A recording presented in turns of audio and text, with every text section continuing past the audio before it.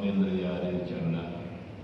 Juga melalui wasilah Al-Fatihah kita mohon pada Allah Subhanahu wa taala agar dibukakan mata hati kita untuk memahami apa yang kita kaji pada malam hari ini serta mengamalkannya. Ala hadhihi niyyah wa ala kulli niyyatin shalihah wa ila hadratin nabiyil mustafa Rasulillah sallallahu alaihi wasallam wa ala alihi wa sahbihi al-kiram. Syai'un billah lana wa lahum. Al-Fatihah. A'udzu billahi minasyaitonir rajim. Bismillahirrahmanirrahim. Asdaqal hadiits kitabullah ta'ala wa khairul hadi hadi sayyidina Muhammadin sallallahu alaihi wasallam wa syarrul umuri muhdatsatuha. Mu'allif rahimahullah ta'ala wa adama naf'a bihi wa bi ulumihi fid dharain amin. Qala wal khamisu, dan yang kelima, man taroka hubbar riyasati, halaman 307, baris kelima dari atas. Kita masih membahas apa yang termaktub di dalam kitab At-Taurat yang berisi 27 nasihat. Masuk pada yang kelima, yaitu man taroka hubbar riyasati, barang siapa yang meninggalkan kecintaan kepada kepemimpinan. Ail masyil hasani, maksud dari riyasat adalah dengan langkah yang baik. Jadi meninggalkan kecintaan kepada pemimpinan maksudnya adalah berjalan dengan kebaikan.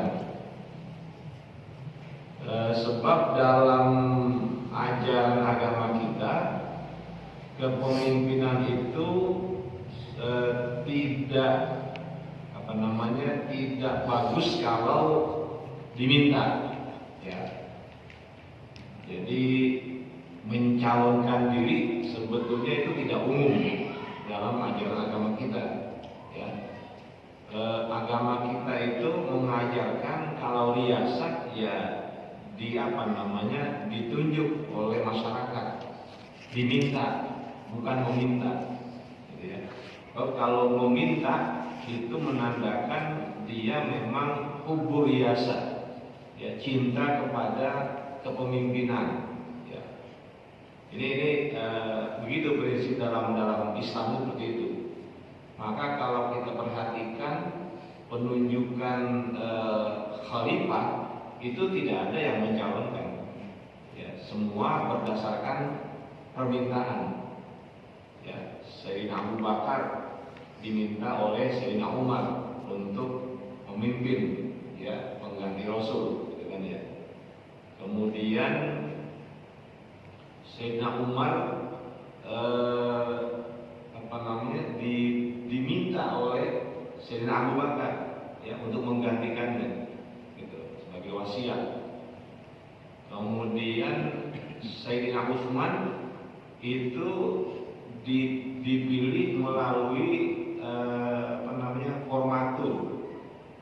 Jadi ada formatur beberapa tokoh, gitu ya. Yang kemudian mereka akhirnya sepakat untuk menunjuk Sayyidina Utsman.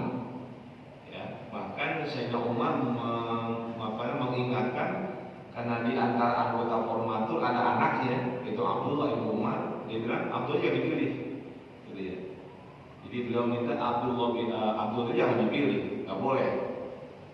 Dia jadi tim formatur. Maka Sayyidina Utsman yang diangkat.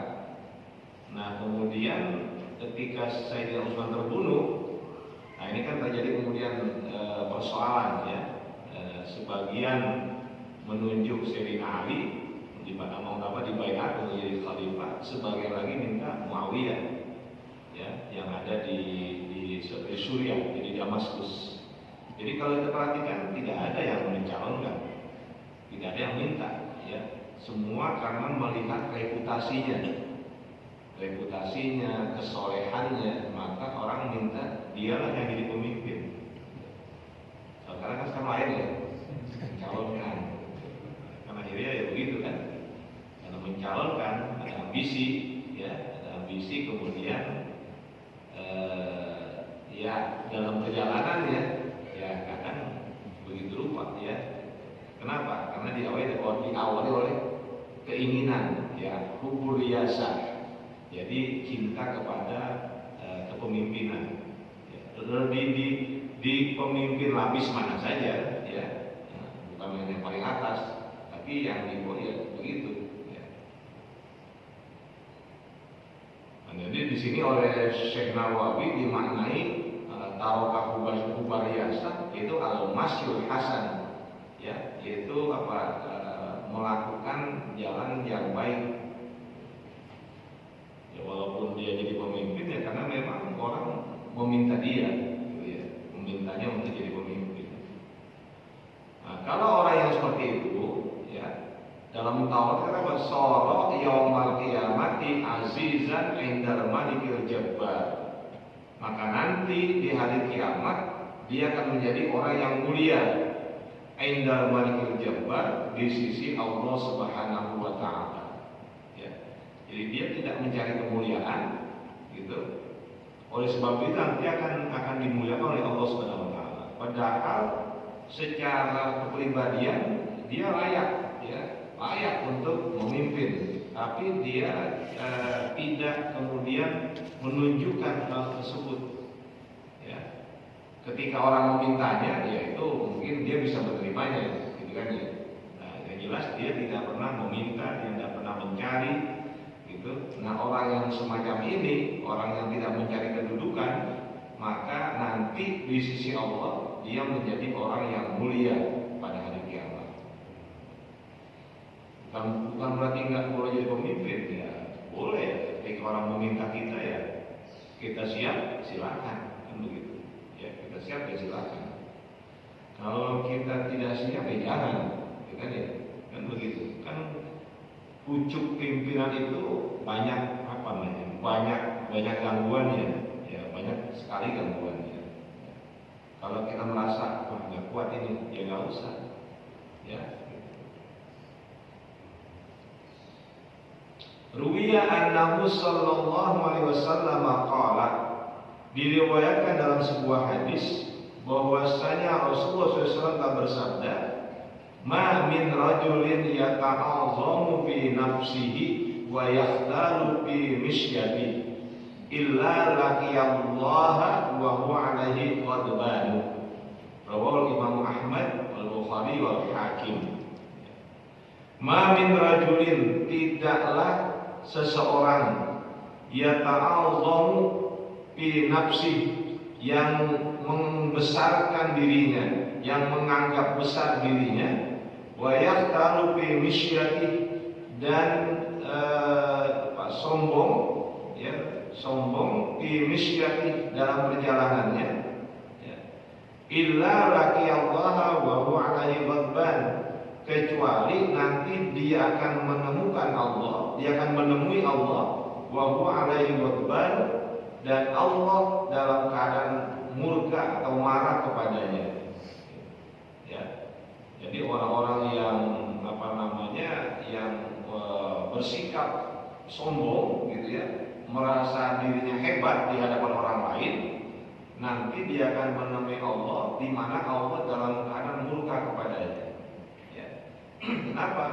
Karena yang namanya kesombongan, gitu ya, kesombongan itu ya hanya milik Allah. Itu pakaian Allah. Tidak boleh kita itu sebagai makhluknya memakai pakaian Allah. Maka nanti ketika meninggal dunia, ya, Allah akan menunjukkan kemurkaannya kepada orang semacam itu. Ya. Nah ini kan begitu ya. Maaf ya, ketika orang berambisi jadi pemimpin, gitu ya, mungkin dia menyampaikan hal-hal yang di luar kemampuannya. Ini kan yang namanya Allah. Ya, dia akan melakukan ini, padahal itu tidak terukur, gitu ya, tidak terukur. Dia hanya mampu akan berbuat begini, itu namanya ta'awun. Ya, kemudian wayastar di misyati, dia itu menunjukkan kesombongan di misyati. Misyati kan perjalanan, maksudnya ya dalam apa? Dalam melakukan pekerjaannya, gitu. Dalam aktivitasnya seperti itu. Nah ini Allah akan murka kepadanya. Kenapa? Karena ya dia sudah menempatkan diri ya dengan sifat-sifat yang hanya Allah yang berhak untuk memakainya.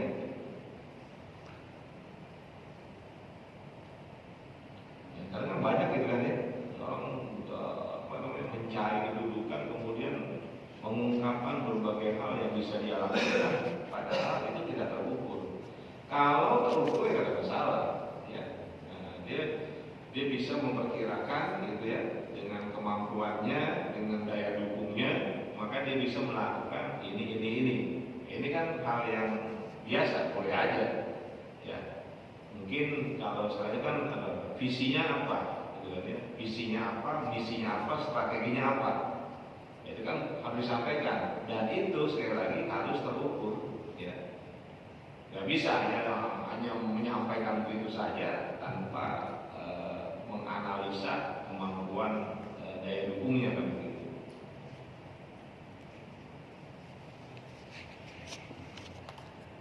Wasad bisu yang keenam, man tarokal fudula fid dunya minal kalami wal mali wal jahi wa ghairi dzalika minal mubahati allati tuqiu bil maksiyati wal ghaflati sawa'a na'iman bil abrari ay mutawassi'an bil at'imati mal abrar.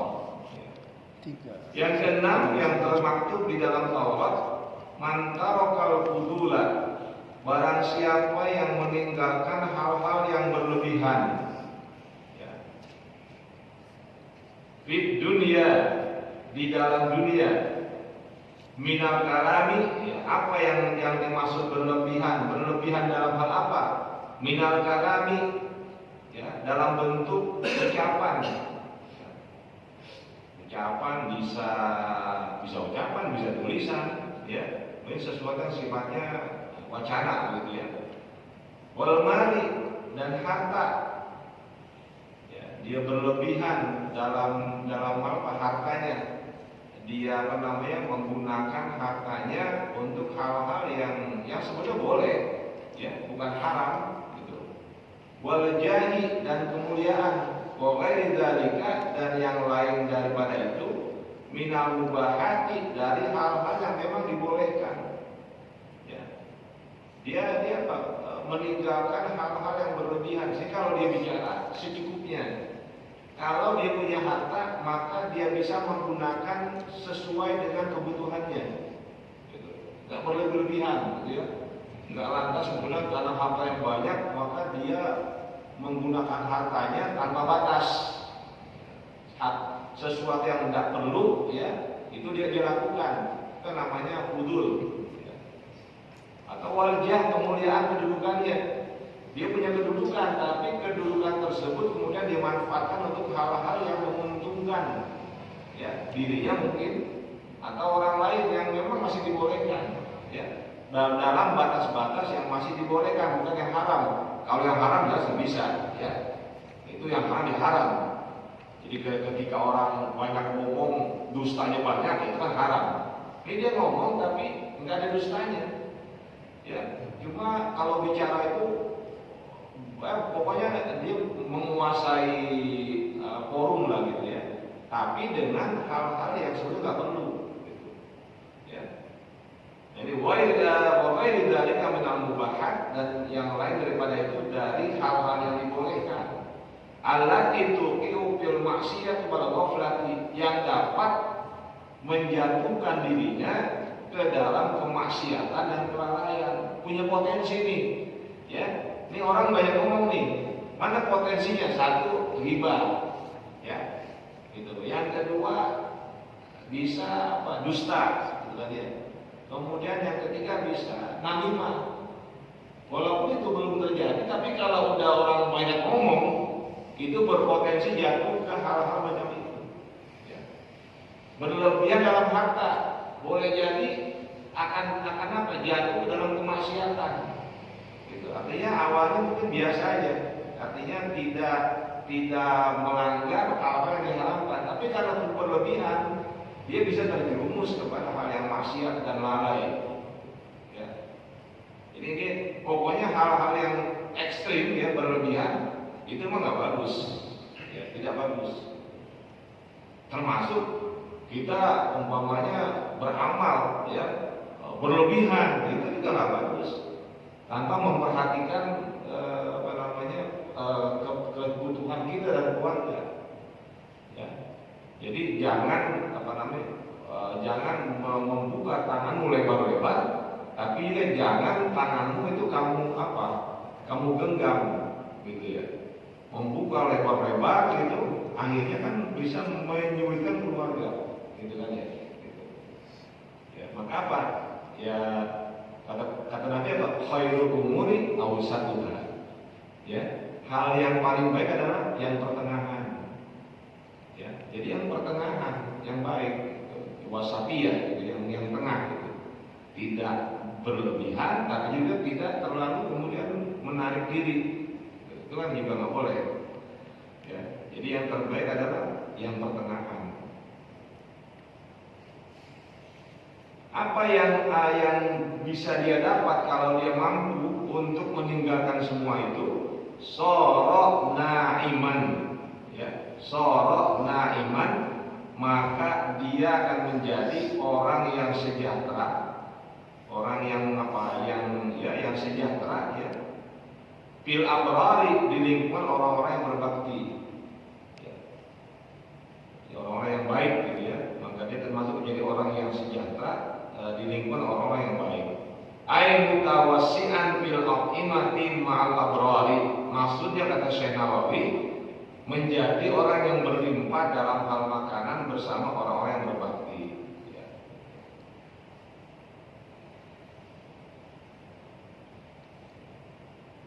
Wasabi'u yang ketujuh, man tarakal husumata fid dunya, barang siapa yang meninggalkan permusuhan di dunia, sara yaumal qiyamati minal faizina, maka dia akan menjadi orang yang beruntung nanti di hari kiamat. Jadi orang yang faizin, orang yang beruntung, orang yang menang. Ain najina waz-zafirina bil khairi, maksudnya kata Syekh Nawawi, al-faizin itu orang yang an-najin, orang yang selamat, ya, waz-zafirina bil khairi, dan orang yang berkelimpahan dengan kebaikan. Ya. Jadi apa? Tinggalkan permusuhan, ya. Tinggalkan hal-hal yang menjadikan orang lain itu terluka, gitu kan ya, fisik maupun non fisik. Qala sallallahu alaihi wasallam, man tarakal mira'a, barang siapa yang meninggalkan perdebatan, ya, wa huwa mubtilun, padahal dia itu salah, ya, dia salah, kemudian dia menarik diri, dia tahu dia salah, maka dia tinggalkan perdebatan. Dunia lahu baitun fi rabatil jannati, maka akan dibangunkan untuknya sebuah rumah fi rabatil jannati, di pinggiran surga. Ya, obat. Jadi bagian pinggir. Jadi orang yang ketika dia berdebat, ya, dia berdebat, kemudian dia merasa dia termasuk orang yang salah, ya. Artinya dia pikir, oh ya, kalau itu saya membela kesalahan, gitu ya. Ini ketika dia meninggalkan itu, maka nanti Allah akan bangunkan untuknya sebuah rumah di pinggir surga. Wa man tarakahu wa huwa muhiqqun, bunya lahu baitun fi wasatiha. Barang siapa yang meninggalkan perdebatan, padahal dia tahu dia benar, ya, dia tahu dia benar, lawannya salah, gitu. Tapi dia kemudian tidak mau berdebat, ya, dia tidak mau berdebat. Bunya lahu baitun, maka akan dibangunkan untuknya sebuah rumah fi wasatiha, di tengah-tengah surga. Ya. Jadi lebih apa? Lebih mewah itu.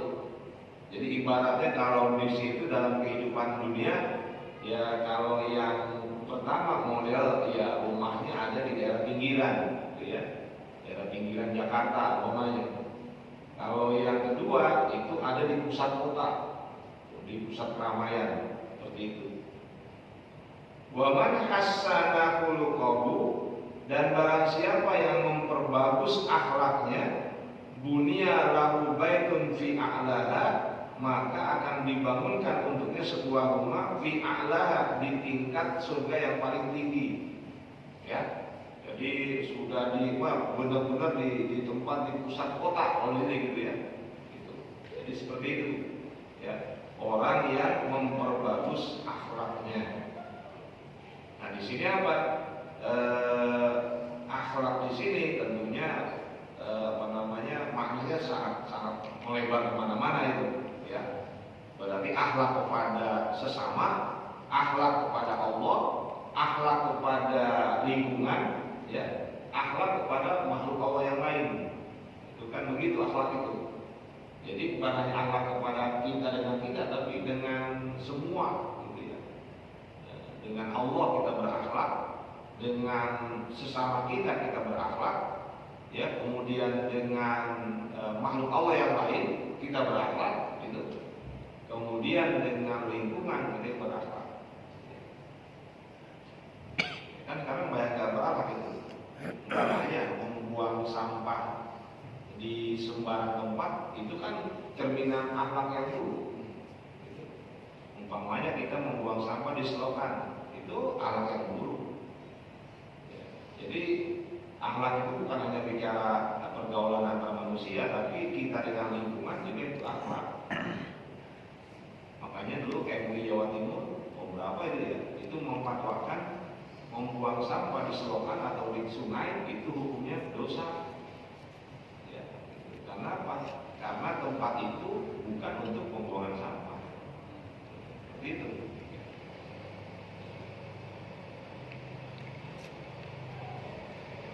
Wasaminu, yang ke-8 yang termaktub dalam Taurat, man tarokal bukhla fid dunya sara madhkuran inda ru'usil khala'iq. Barang siapa yang meninggalkan kekikiran di dunia, sara madhkuran, maka dia akan menjadi terkenal, ya, inda ru'usil khala'iq, di hadapan pemimpin-pemimpin makhluk. Jadi namanya disebut-sebut madhkuran, ya. Kan kalau orang namanya disebut-sebut terkenal kan? Ya.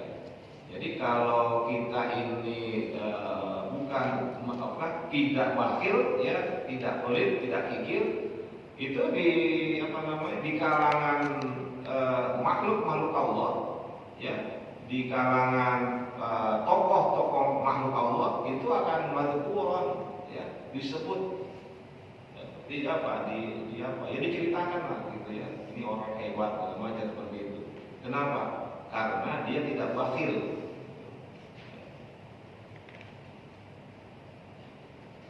Saya sering katakan bakhil itu kan tidak hanya tidak hanya kikir kepada orang lain, tapi juga kikir kepada diri sendiri. Dia sebetulnya punya banyak harta, tapi untuk dirinya saja dia tidak memperhatikan, termasuk keluarganya. Itu saking pelitnya tuh, ya, sampai untuk kebutuhan keluarganya itu diabaikan. Ada yang begitu, ya, ada yang begitu. Diriwayatkan dalam satu hadis, sesungguhnya Rasulullah SAW telah bersabda, la yajtamiul iman wal bukhlu fi qalbi rajulin mu'minin abadan. Keimanan dan kebakhilan tidak akan pernah menyatu di dalam hati seorang yang mukmin abadan, selama-lamanya. Ini ucapannya pedes juga nih, ya. Jadi sabda Rasul apa? Orang yang mengaku mukmin, maka di dalam hatinya nggak ada yang namanya Jadi hati seorang mukmin itu nggak mungkin dalam hatinya berhimpun keimanan dan kebakhilan. Berarti apa? Orang yang bakhil imannya sempurna. Kan begitu kan?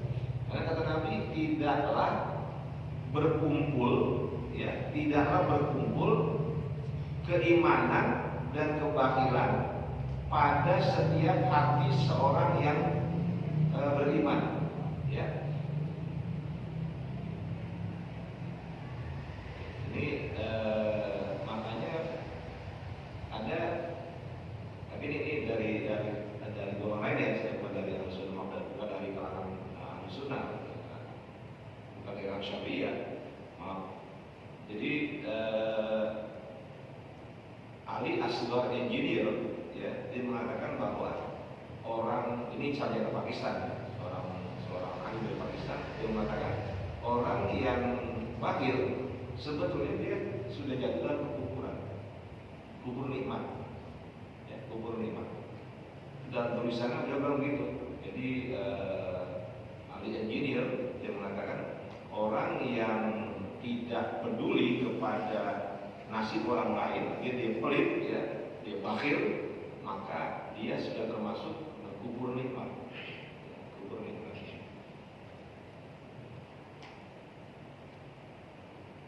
Ini kan senada, ya, senada dengan hadis Rasul, ya, senada dengan hadis Rasul.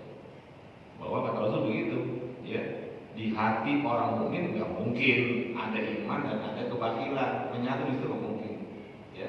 Orang mukmin pasti nggak bakhil, ya, ini kan mafhumnya begitu. Karena dia mengatakan tidak akan mungkin, ya, dalam hati seorang mukmin gitu ada iman tapi ada juga bakhil, itu nggak mungkin. Ini serem juga, ya, gitu. Berarti kalau seseorang yang mengaku mukmin kemudian dia bakhil, ya keimanannya mesti dipertanyakan. Wa ruwiya annahu sallallahu alaihi wasallam qala, dan telah diriwayatkan dalam satu hadis sesungguhnya Rasulullah SAW telah bersabda, wa ayyuda'in adwa'u minal bukhli, penyakit apa yang lebih menyakitkan daripada kebakilan, ya. Jadi Nabi mengumpamakan kekikiran itu penyakit yang paling kronis, ya. Penyakit yang paling parah itu apa? Bakil. Itu penyakit yang paling parah, ya. Tidak ada lagi penyakit yang lebih parah daripada kebakilan. Ya begitulah, ya, memang dalam kepribadian seorang mukmin dia itu selalu peduli kepada orang lain. Jadi kalau kita kemarin berkorban itu, ya, itu kan ta'abudi, ya, satu ibadah yang berpahala, tapi sesungguhnya di dalamnya itu ada nilai-nilai yang nggak cukup sampai di situ, gitu, ya. Nggak cukup hanya sampai menyembelih 1 ekor kambing atau 1 ekor sapi, ya. Tapi setelah itu, ya, kita betul-betul punya jiwa berkorban, ya. Berkorban untuk siapa? Untuk orang lain, dengan menghilangkan virus egoisme dalam diri kita. Karena repot itu egoisme, ya, keakuan kita itu, sehingga kita akhirnya apa? Ya tidak peduli kepada orang banyak, gitu. Nah, harusnya orang yang berkorban apa? Ya orang yang kemudian peduli kepada kondisi lingkungan, kondisi tetangganya, ya, kondisi saudaranya, gitu. Ya. Inilah yang dulu dipahami oleh para sahabat Rasul, tabi'in, ya. Jadi mereka itu orang-orang yang memang sangat peduli.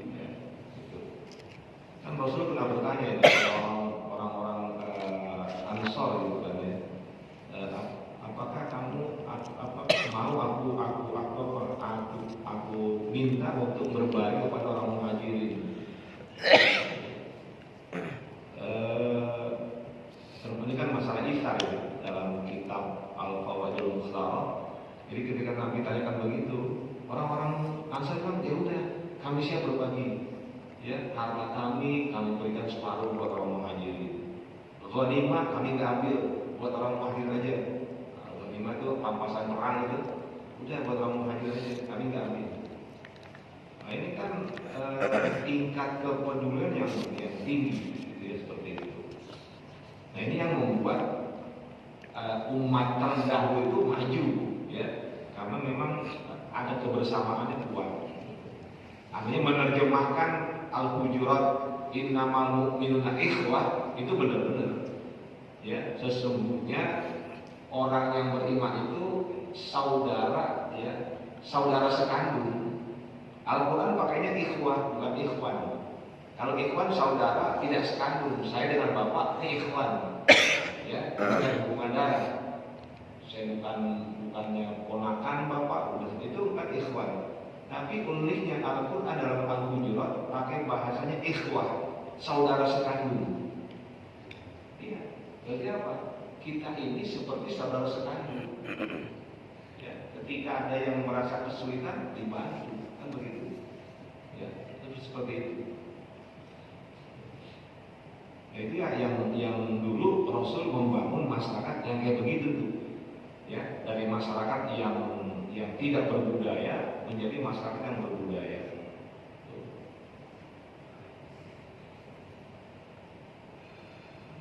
Kalau sekarang sedih gitu ya, kepedulian itu menyedihkan.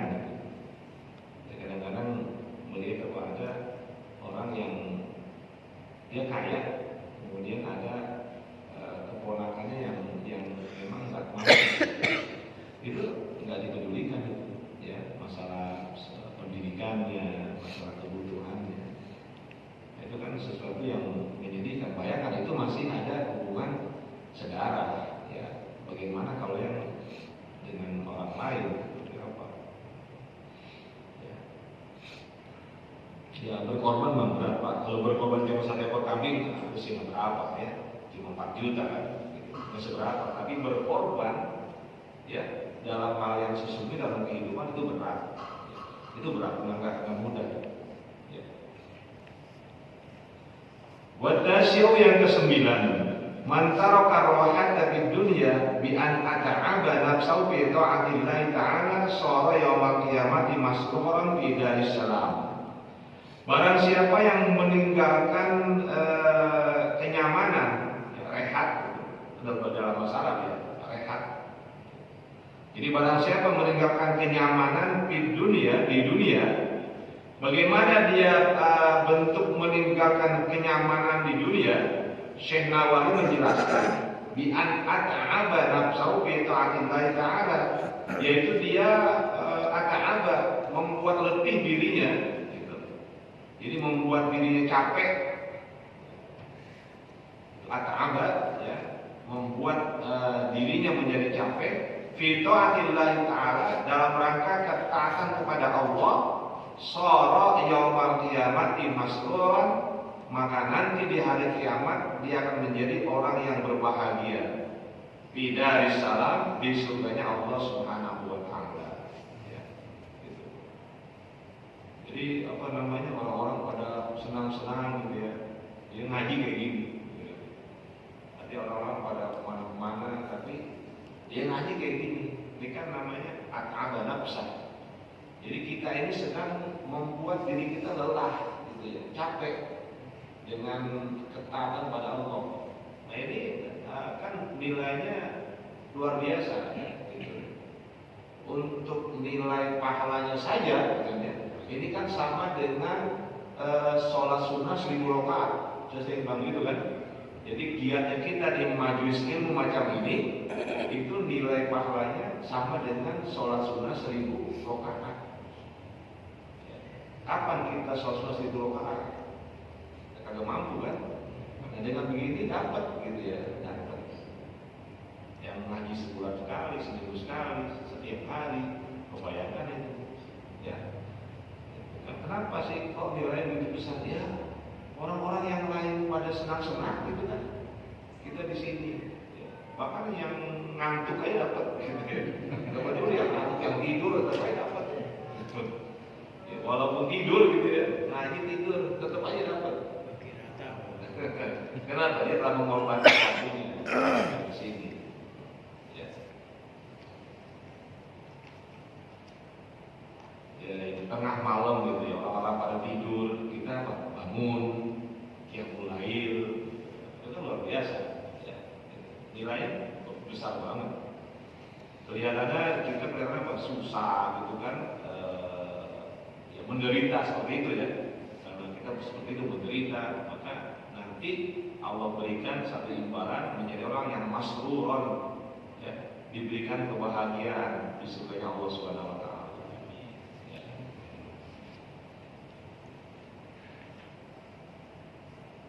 Wal ashiru yang ke-10, man tarakal harama fil ma'akili wal masyarib wal malabisi wal aqwali wal af'ali sara yaumal qiyamati fi jiwaril anbiya'i.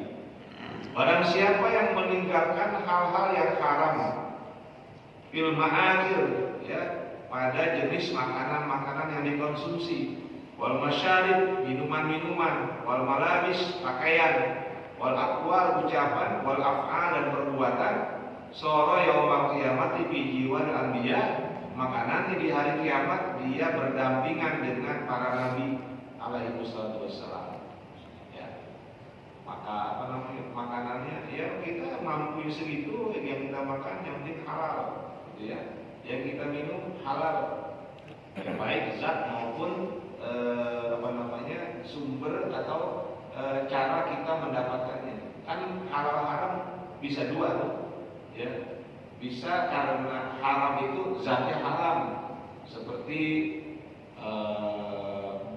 babi, ya, babi zatnya haram kan, khomar zatnya haram, gitu. Walaupun kita beli pakaian yang halal, ya tetap aja haram. Ya. Ada lagi haram karena cara mendapatkannya, umpamanya ini air hasil dari mencuri, kan secara zat dia halal.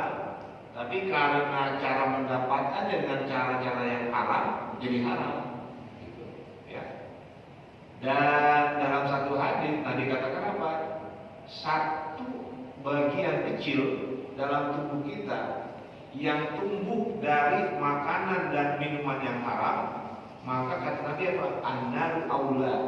Ya, jadi api neraka itu lebih layak buat dia. Jadi yang daging-daging kita ini yang tumbuh dari hal yang haram itu pasti nanti kena neraka ya. Pasti kena neraka. Karena Nabi udah bilang gitu, an-naru ya aula biha. Maka api neraka itu lebih layak untuk dia. Makanya kita pernah dengar ya, bagaimana Abu Bakar sampai meletakkan telunjuknya di kerongkongannya berapa untuk memuntahkan, ya, memuntahkan sesuatu yang diberikan oleh pembantunya yang tidak jelas itu haram atau halal, ya. Itu nggak jelas, masih subhan. Dikeluarkan. Kenapa? Beliau takut itu kalau dari itu tumbuh daging, ya, kemudian nanti ya akan berbahaya. Kalau orang sekarang apa? Yang halal aja susah. Ya. Apa?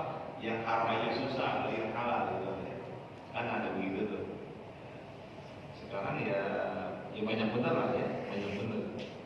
Jadi cara-cara helah itu untuk menghalalkan yang sebetulnya haram, gitu ya.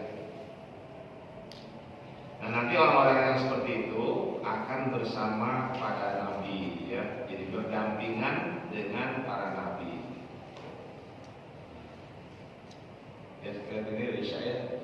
Mudah-mudahan nanti kita lanjut pada masih ada berapa tuh? Masih ada 17 lagi, 17 nasihat yang ada dalam kitab Taurat. Ya, tentunya itu karena memang ada di Taurat, tidak sempurna apa yang saya sampaikan pada malam hari ini. Mudah-mudahan ini menjadi nasihat bagi kita semua, khusus untuk saya pribadi. Ya, ini kita berterima kasih kepada pengarang kitab ini yang sudah memberikan nasihat ya, yang dikutip dari kitab Taurat ya, dan dilengkapi dengan pensyarahnya menyantumkan hadis-hadis Rasulullah SAW. Wallahu a'lam bishawab. Wa sallallahu alaihi wa sallam wa ala alihi wa sahbihi wasallam. Walhamdulillahirabbil alamin.